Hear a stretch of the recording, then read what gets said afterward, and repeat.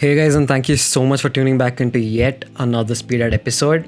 Today I'll be picking up from my last video, meaning this is also a competition project. This one was hosted by Mr.23 Design, who is both a digital artist and a YouTuber, kind of similar to the path that I am currently pursuing, and he does an incredible job at it. I'll be leaving a link to his YouTube channel and Instagram in the description box below if you want to check it out. And by the way, in the last video I had told you guys that I didn't win the Envato challenge or come up in the honorable mentions, but guess what? I came up in the 8th place. There's a blog post if you're interested in the description box below if you want to check out who won and what they've written about my work and everyone else who came up in the top 10 position. I am so greatly honored to be part of the top 10 position among hundreds of other artists who had participated, and now I feel more than ever to be encouraged to be working on more projects. Now back to the video.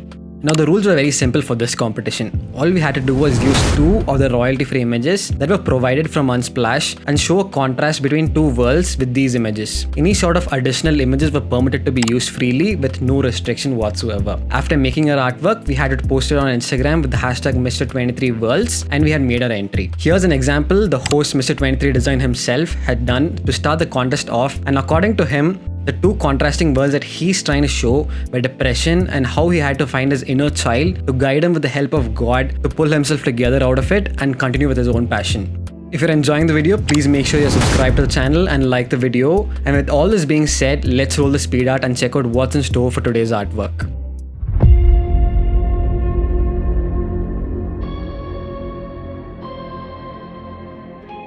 Today's artwork is legit very similar to the methodology that I had followed from my previous speedart video. Pretty raw and uncut with a lot of back and forth work to highlight my thought process and how I adapt to the canvas when things don't work out.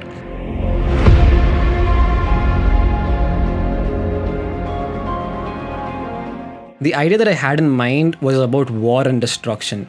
One world showing how wars have been fought throughout these years in history with bombs and helicopters and soldiers with guns, and in complete contrast with wars in the 20th and 21st century where destruction can be brought down in a single click of a button with nuclear warfare.